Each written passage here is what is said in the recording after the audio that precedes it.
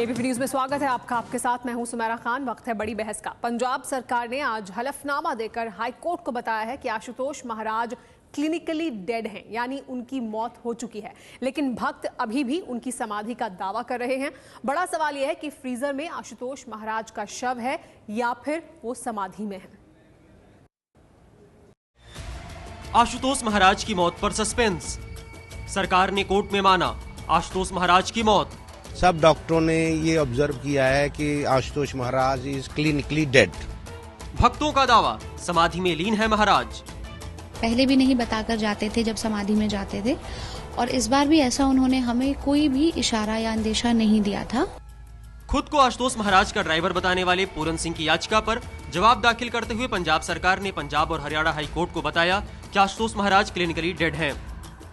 पंजाब सरकार की तरफ से डीएसपी नकोदर का एक एफिडेविट फाइल किया गया है और एक फोटोस्टेट कॉपी दी गई है, सर्टिफिकेट दी, और उस पे 2-3 डॉक्टरों ने जो अलग अलग जगहों से हैं, प्राइवेट डॉक्टर हैं, उनके साइन हैं। सब डॉक्टरों ने ये ऑब्जर्व किया है कि Ashutosh Maharaj is clinically dead. ABP news के पास स्टेटस रिपोर्ट की कॉपी है जिसके मुताबिक 29 तारीख को आशुतोष महाराज को हार्ट अटैक आया था।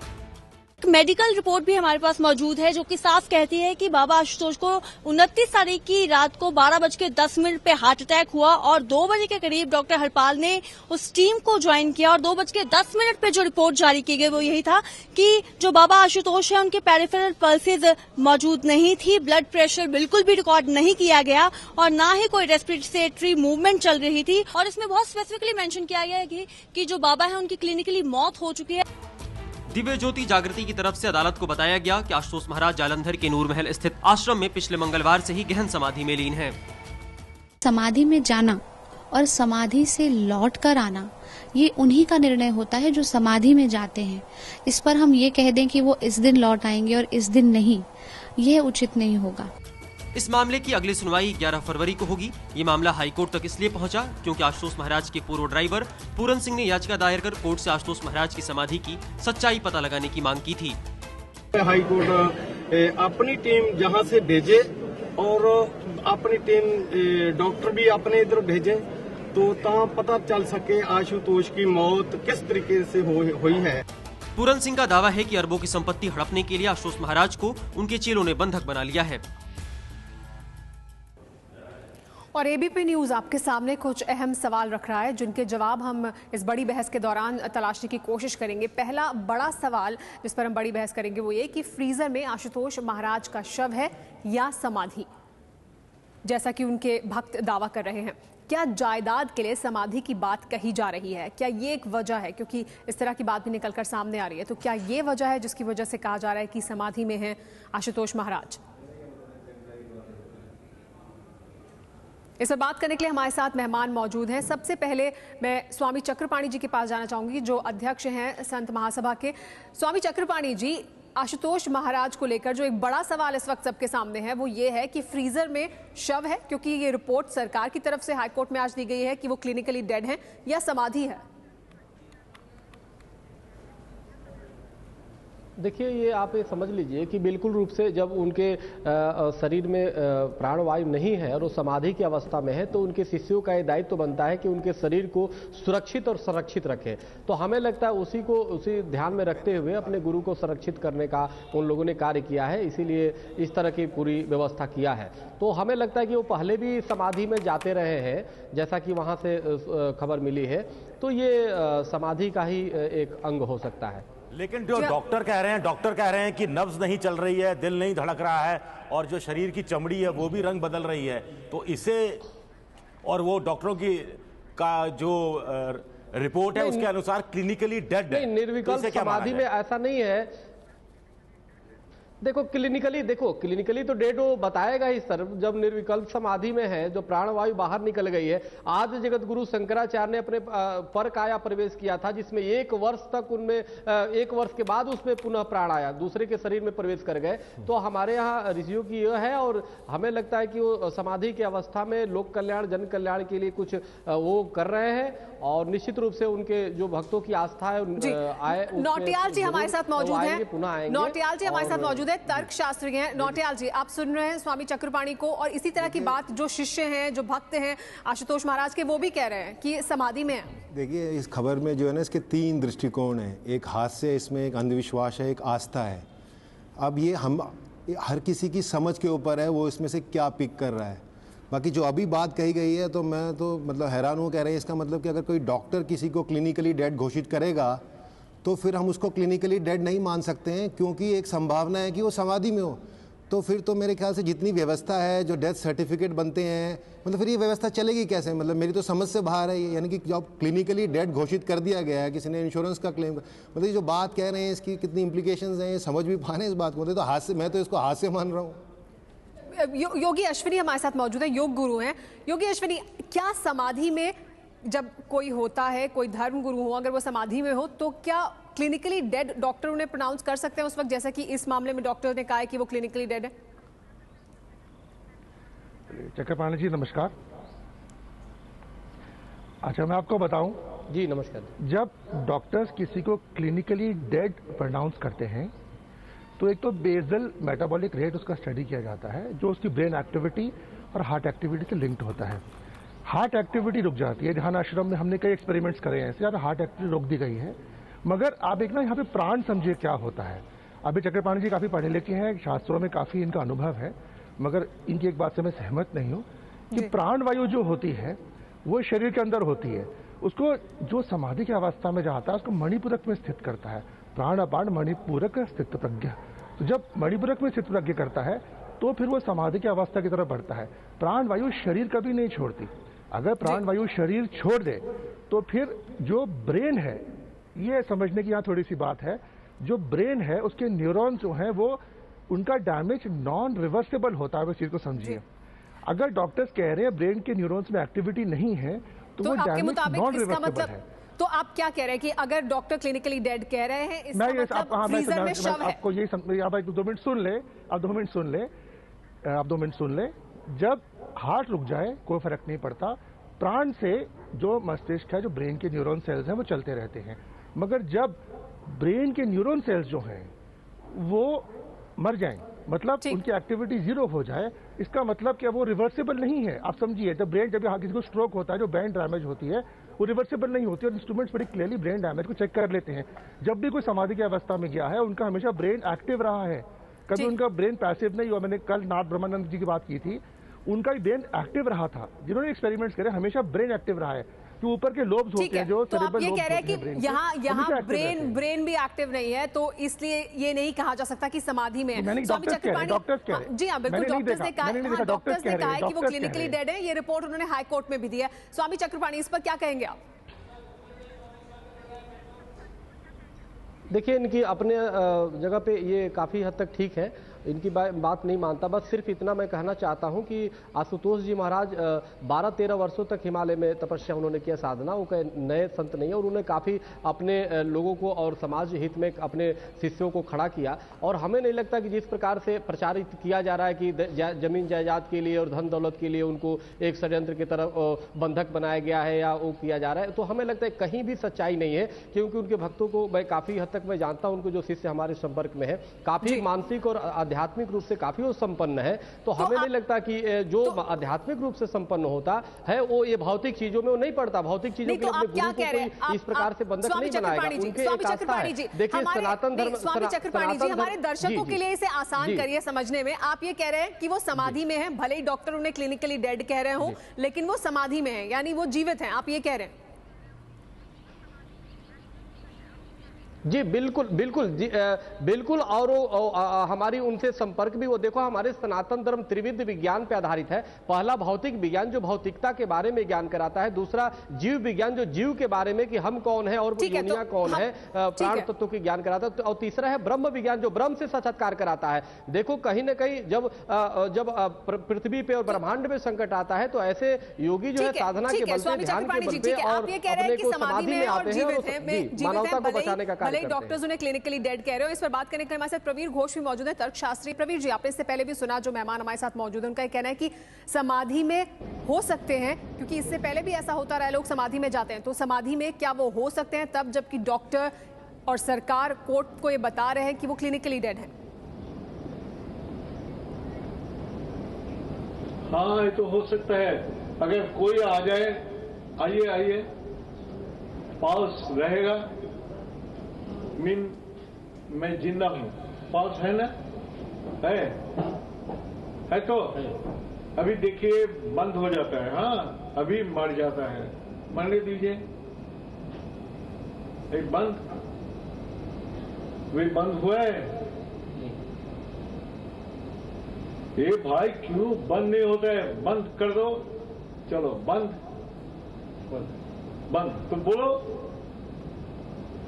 बंद हुआ है, बस बंद हो गया, हाँ बंद हो गया है, मगर मैं जीवित है, मगर मेरा पल्स नहीं है, मैं मर गया है, जीवित या मर गया, क्या ठीक है, ये तो मैं कर दिया है, तब बताने पड़ेगा कैसे होता है।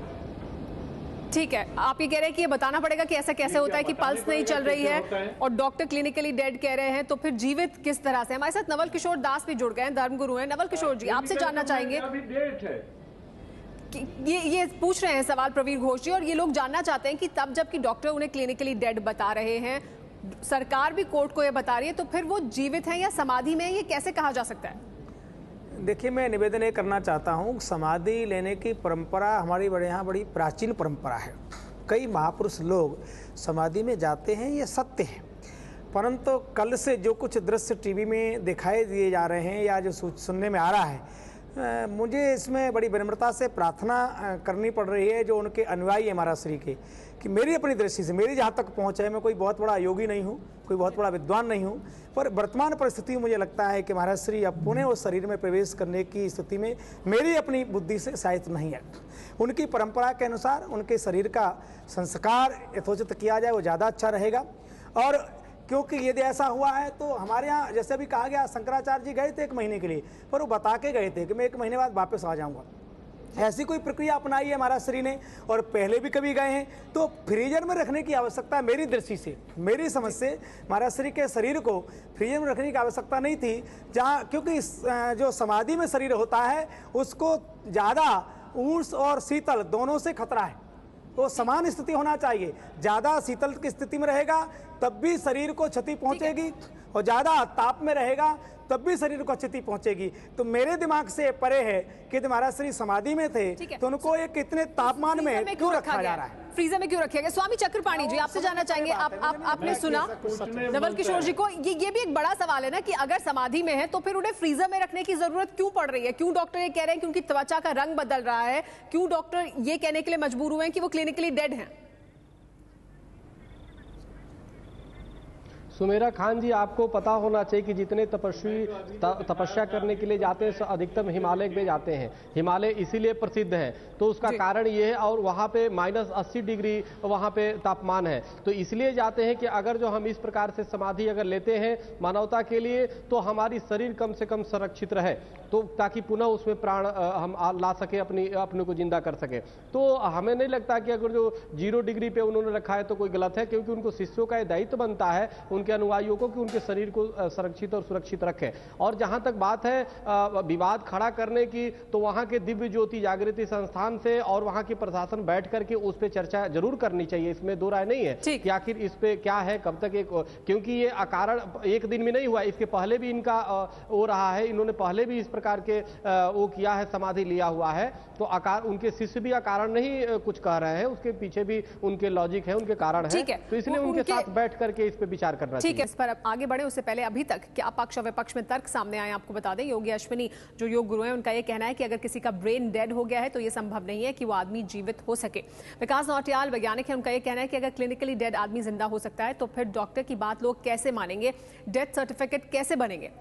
इसके अलावा नवल किशोर दास हमारे साथ मौजूद है, धर्म गुरु हैं, उनका कहना है कि मुझे नहीं लगता कि आशुतोष महाराज अब जिंदा हैं। जब साधु संत समाधि में जाते हैं तो पहले इस बारे में बताते हैं। स्वामी चक्रपाणी संत महासभा से उनका यह कहना है कि पहले भी आशुतोष महाराज समाधि में जाते रहे हैं, इसलिए इसमें कोई नई बात नहीं है। हमारे साथ सभी मेहमान बने हुए इसी मुद्दे पर बात करने के लिए हमारे साथ विकास नौटियाल जी भी मौजूद हैं। और नौटियाल जी, लेकिन आप सुन रहे हैं यहाँ पर जो धर्म गुरु मौजूद हैं, चक्रपाणी जी खासतौर पर, उनका ये कहना है कि पहले भी समाधि में जाते रहे हैं, भारत की यही परंपरा है। बहुत सारे संत महाराज हैं जो समाधि में जाते हैं, हिमालय पर जाते हैं और वहां पर इस तरह का टेम्परेचर होता है जिस तरह के फ्रीजर में अभी रखा गया है। तो क्या इस तर्क को माना जा सकता है? देखिए, मैं फिर आपको जो विज्ञान का शब्द इस्तेमाल कर रहे हैं वो विज्ञान की परिभाषा है, तो विज्ञान का शब्द अपनी मर्जी से इस्तेमाल करके अपना तर्क नहीं रख सकते। जो चीज़ उस परिभाषा में नहीं है वो विज्ञान नहीं है। खैर, कभी भी किसी भी समय में जब से मनुष्य जाति आई है या कोई भी जानवर समाधि में नहीं जा सकता है। जो समाधि में जाने का सबसे जो एक अगर तुलना करें तो जो ठंडे जिसको कोल्ड ब्लडेड एनिमल्स बोलते हैं, जैसे सांप है, अगर आप देखेंगे सर्दियों में वो हाइबरनेशन में चले जाते हैं। ये सामान्य ज्ञान है, 6ठी 7वीं 8वीं कक्षा की किताब में लिखा हुआ है। मेंढक भी और मेंढक भी हैं उसमें। मनुष्य नहीं कर सकते, गर्म खून है, उनको निरंतर भोजन चाहिए। ये ज्ञान आपका सिर्फ 100 साल पुराना है, साइंस सिर्फ 100 साल पुरानी है। मैं अपनी बात करने की आचार्य जी, मैंने आपकी बात नहीं टोकी है। आचार्य जी, मैंने आपकी बात नहीं टोकी, फिर मैंने आपकी बात नहीं टोकी है। आप एक एक करके बात सुनिए भैया, मैंने आपकी बात नहीं टोकी जब आप बात कर रहे थे। समाधि को डिग्रेड नहीं करेंगे, आपके समाज से कंपेयर नहीं करेंगे समाधि करने वाले गुरुओं को। देखिए, मैं किसी का अपमान नहीं कर रहा हूँ, मैंने शुरू में कहा मेरा ही दृष्टिकोण ये फैसला करेगा कि विश्वास है, आस्था है या हास्य है। मेरा दृष्टिकोण में हास्य है, आपको दिक्कत क्या आ रही है? मेरा दृष्टिकोण ये हास्य में फिर आप जवाब दे सकते हैं। अश्विनी जी, उनकी बात सुन लेते हैं, फिर आप जवाब दे सकते हैं। मैं आपको मौका दूंगी। जी बोलिए। देखिए, ये मेरा दृष्टिकोण है, हो सकता है आप उससे सहमत ना हो। मैं पहले अपना स्टैंड क्लैरिफाई कर चुका हूँ बिल्कुल शुरू में। मेरे लिए हास्य है। तो विज्ञान के दृष्टिकोण में उसको हाइबरनेशन बोलते हैं। तो वो पहले इतना खाना खा लेते हैं, उनकी एनर्जी रिक्वायरमेंट इतनी नहीं होती। वो ठंडे कोल्ड ब्लडेड उनको एनिमल्स बोलते हैं। जहाँ तक मनुष्यों की बात है उसमें ये संभव नहीं है। जो दूसरा सबसे नज़दीकी उदाहरण दिया जा सकता है वो कोमा का, जो मेडिकल साइंस में भी डिफाइंड है। पर हमको समझनी होगी बात, कोमा में जाने के बाद मनुष्य के शरीर की पूरी जो है देखभाल की जाती है, उसको खाना देना जरूरी है और बाकी भी चीज़ें जो उसकी होती है, ह्यूमन वेस्ट वगैरह, वो सब उसको वैसे ही मेंटेन करना पड़ता है। और कोमा हम अपनी इच्छा से नहीं जा सकते और अपनी इच्छा से ही कोमा से बाहर नहीं जा सकते हैं। वो एक तरह का एक्सीडेंट है जो हमारे हाथ में नहीं है। तो उसको कोमा से कंपेयर करना भी ठीक नहीं होगा कि एक खास किस्म का कोमा है। कोमा में भी तो ये होता है। कोमा नहीं कहलाता अगर वो एक्सीडेंट नहीं होता और उसमें अपनी इच्छा से लोग नहीं जा सकते और इच्छा से बाहर नहीं आ सकते। तो समाधि जैसा कोई कंसेप्ट ह्यूमंस के लिए, मनुष्य में संभव ही नहीं है। ये तो ये बिल्कुल निराकार बात है। और आप इसको ही नहीं मानते हैं। अब योगी अश्विनी, अब आप जवाब दे सकते हैं इस बात पर जो नौटियाल जी कह रहे हैं। देखिए, शंकराचार्य जी का केस डॉक्यूमेंटेड है। नौटियाल जी को थोड़ी अपनी संस्कृति के बारे में समझना आवश्यक है। शंकराचार्य जी का केस डॉक्यूमेंटेड है। वो 6 महीने बता के गए थे और वापस आए थे। और हमारे यहाँ के ऋषि मुनि, ये परंपरा ही है समाधि की, वो बता के जाते हैं फिर आते हैं। नाथ ब्रह्मानंद ने, बिहार स्कूल ऑफ योग के नाथ ब्रह्मानंद ने भी ये किया था। तो हमें अपनी संस्कृति जो है वो समझनी चाहिए कि उसकी पावर, उसकी एबिलिटी समझनी चाहिए। वो एग्जिस्ट करती है। इस मामले में आपको क्या लगता है कि क्या अलग है? जो लोग पहले समाधि में जाते रहे उससे ये मामला क्या बता कर गए? आशुतोष महाराज के मामले में वो दो डॉक्यूमेंटेड है। देखिए, जब समाधि में जाते हैं, मैं आपको फिर बोल रहा हूँ, अगर इलेक्ट्रोड ब्रेन पे लगाए थे, हमने आर्मी रिसर्च रेफरल हॉस्पिटल में एक्सपेरिमेंट किया था, जहाँ 2 घंटे हमारे एक शिष्य रहे थे ध्यान आश्रम के। 2 घंटे में उनका बेसिक मेटाबॉलिक रेट उनका स्टिल रहा था, minimal, I would say not still, मगर ब्रेन एक्टिव था। आप ब्रेन का पॉइंट समझिए, ब्रेन इस शरीर को चलाता है।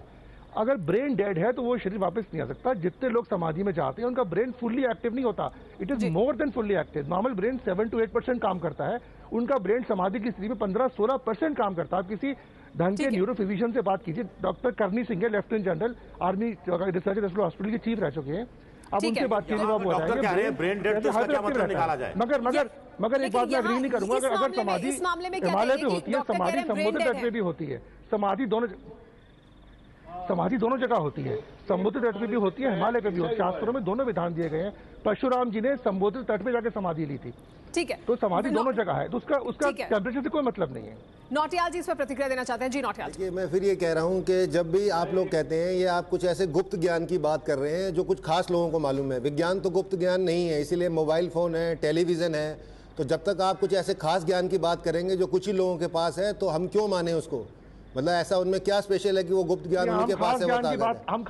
हम तो आम आदमी है, आम जनता है, हम तो इस मानने को तैयार नहीं है। गुप्त नहीं है, हम तो जो है आम जनता है, इसको क्यों मान लें कि कुछ ही खास लोग समाधि में जा सकते हैं, कुछ ही लोगों को ये पता है? ये ऐसी कौन सी विद्या है? आज के जमाने में तो कोई विद्या नहीं, इंटरनेट पर हर इन्फॉर्मेशन है, हर इन्फॉर्मेशन, हर एक्सपेरिमेंट अवेलेबल है। ये एक अलग विवाद है और लंबा विवाद। ठीक है, ये एक अलग विवाद है, लेकिन योग कीजिए, समझ जाएंगे। प्रवीर घोष जी इस पर प्रतिक्रिया दे रहे हैं। समाधि को डिस्प्यूट नहीं कर सकते हैं, ये बेवकूफी की बात है समाधि को। प्रवीर जी की बात सुन लेते हैं। जी प्रवीर जी। प्रवीर जी, हाँ, मैं कहता है कलकत्ता में ऐसा एक केस देखा है इन द ईयर 1993 अप्रैल। तो इन द ईयर 1993 अप्रैल बालक ब्रह्मचारी, जो बाल ब्रह्मचारी है, उसका समाधि हो गया था। दैट मीन्स वो ज्ञान था, लाइफ था, मगर समाधि में चला गया था। उसके बाद बहुत हल्ला मचा है सब कुछ।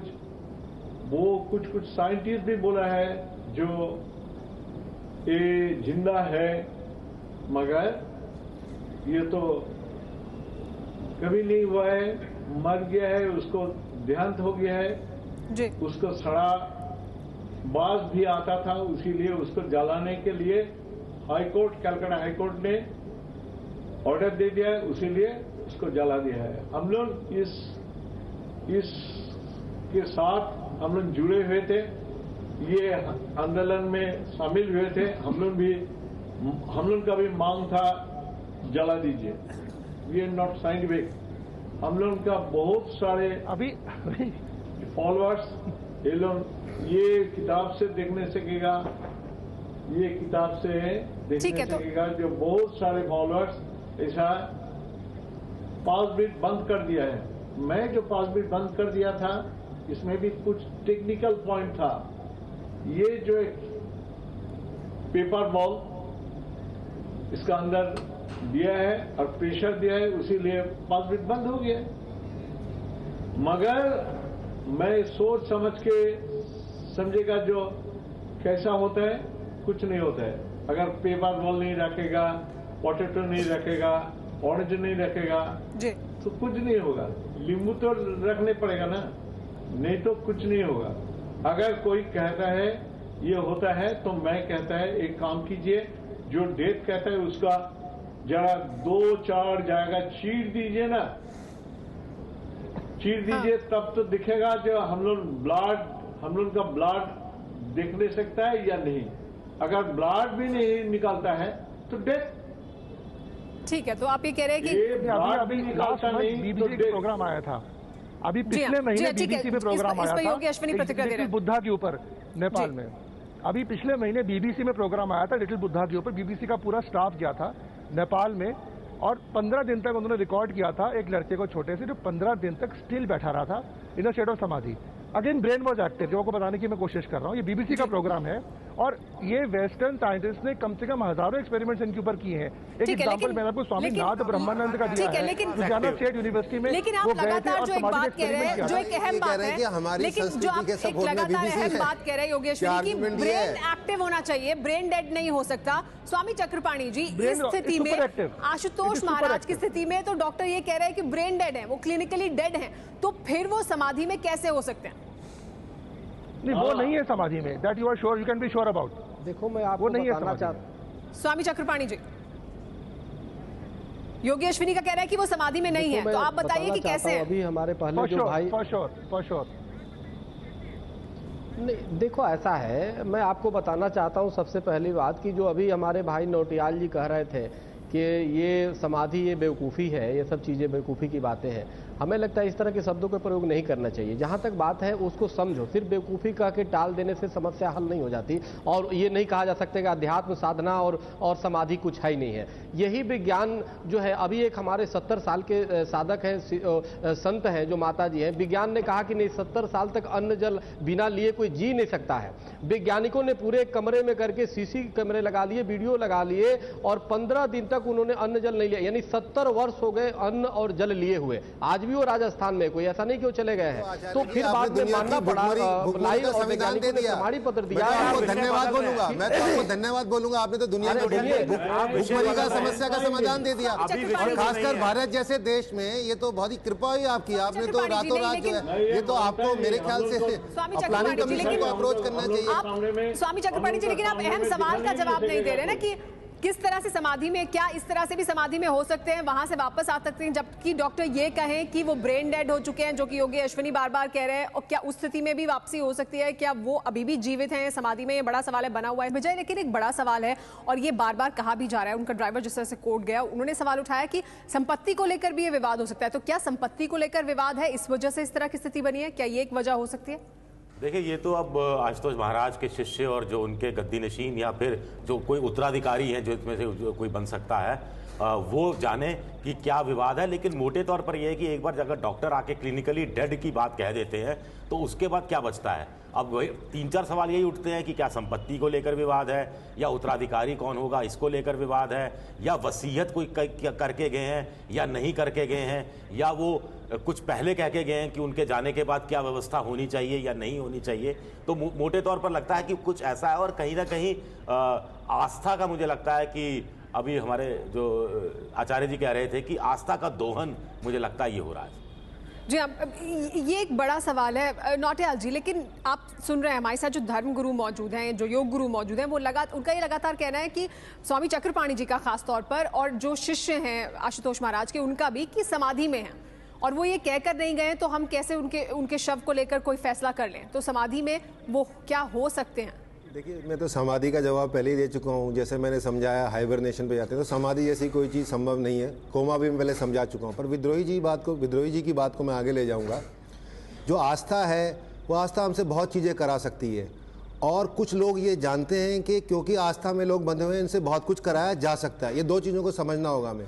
ये हमारी प्रवृत्ति है कि अगर हमारे घर में कोई मृत्यु होती है, हम लिपट लिपट के उससे रोते हैं, और हमें लगता है वो मरा नहीं है, हम उससे बहुत उसको रखना चाहते हैं। पर फिर धीरे धीरे अगर हमें कोई ना रोके तो हमें समझ में आने लगेगा कि उसी शरीर को सड़ना शुरू हो जाएगा। सड़ने लगेगा तो बीमारियां फैलेगी। तो फिर हमें अपने अपने बोध ज्ञान से, किसी को समझाने की ज़रूरत नहीं है, उसको हम ले जाते हैं। फिर जब उसको ले जाते हैं तो फिर हम ये जानते हैं कि अगर खुला छोड़ देंगे तो जानवर उसको खा जाएंगे, तो उसके मरे हुए शरीर को भी हम उसका अपमान नहीं करते। तो या तो हम उसका दाह संस्कार कर देते हैं, और उससे आसान है उसको हम जो है ज़मीन में दफना देते हैं। अब ये चीज़ हम सबके अंदर है। अब इस चीज़ को आगे हम किसी गुरु के रूप में जब देख रहे होते हैं, जिसने कभी हमारा भला किया हो या जिस पे हमने बिल्कुल, तो आप ये कह रहे हैं कि उनके लिए मानना शायद ये मुश्किल हो रहा हो कि ऐसा हो सकता है, जो उनके शिष्य हैं।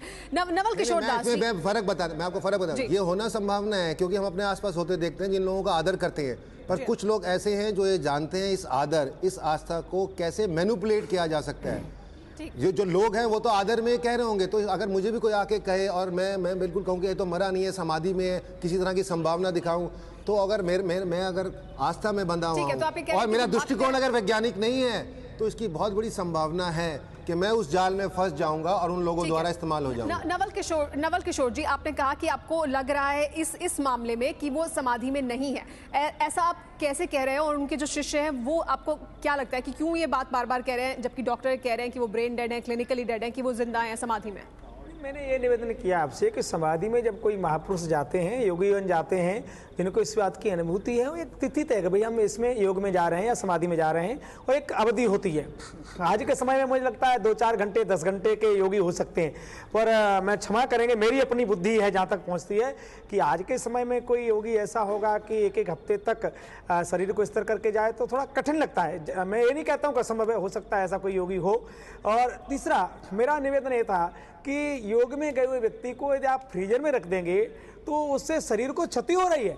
उनके अनुयायियों को उससे मैं प्रार्थना करना चाहता हूं कि वास्तव में पहले भी महाराज जी कभी योगी में गए हैं तो क्या पहले फ्रीजर में रखा था? ये कुछ तालमेल नहीं बैठ रहा। योग का, समाधि का और फ्रीजर का, ये दोनों मेरी दृष्टि से गलत हो रहे हैं। इसलिए इसका स्पष्टीकरण होना चाहिए। जब तक स्पष्टीकरण नहीं होगा तब तक लोगों को भ्रम फैलता रहेगा। जो सवाल उठा रहे नवल किशोर जी, यही सवाल हम भी पूछ रहे हैं कि फ्रीजर में फिर क्यों रखा है, कि अगर समाधि में रखने की बात करें? वो बात गले नहीं उतर रही, क्योंकि फ्रीजर में रखने की आवश्यकता नहीं थी। फ्रीजर में रखा गया तो शरीर, मुझे लगता है समाधि में होगा तब भी वो गल जाएगा शरीर। इतना उसका तापमान कैसे सहन करेगा शरीर, क्योंकि उसमें वर्तमान में प्राणवायु है नहीं। लौट के भी वो आना चाहेंगे महाराज शरीर, तो मुझे नहीं लगता कि उनके आने लायक वो शरीर रह पाएगा। स्वामी चक्रपाणी जी,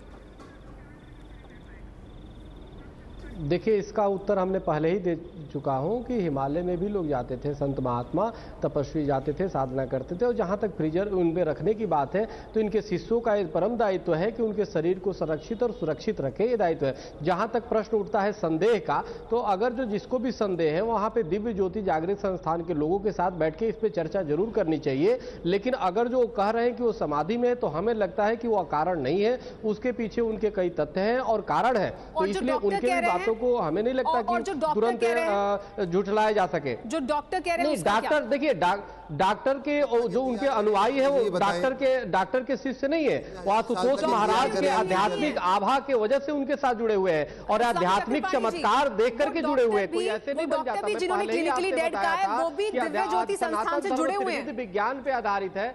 देखिए, डॉक्टर जो डॉक्टर आप बता रहे हैं, मैं आपको बताना चाहता हूं कि धर्म भी एक पूरी तरह वैज्ञानिक है। मैंने पहले ही बताया कि जो भौतिक विज्ञान, जीव विज्ञान और ब्रह्म विज्ञान है, तो ऐसा नहीं है वो जो आशुतोष महाराज से जुड़ने वाले लोग हैं वो कोई ऐसा नहीं कि बेवकूफ और पागल है, वो भी अपनी क्षमता रखते, बुद्धि रखते, उनके भी लोगों को ज्ञान देते, शिक्षा देते। लेकिन ये विवाद सामने आया है, ऐसा नहीं करेगा कारण, लेकिन ये निश्चित रूप से जी हाँ, ठीक है, जाहिर सी बात है। लेकिन ये विवाद सामने आया और इस पर स्थिति अभी तक साफ नहीं है दिव्य ज्योति संस्थान की तरफ से। फिर ये जो भ्रम फैला हुआ है उसको दूर करने की कोशिश की जानी चाहिए कि अगर वो समाधि में है तो फ्रीजर में क्यों रखा गया है, क्योंकि इसके पहले क्या फ्रीजर में रखा गया था शव को, या उनको जब वो समाधि में गए थे आशुतोष महाराज। तो ये तमाम सवाल हैं जो अभी भी बने हुए हैं। आप सबका बहुत बहुत शुक्रिया लेकिन हमारे साथ इस बड़ी बहस में जुड़ने के लिए।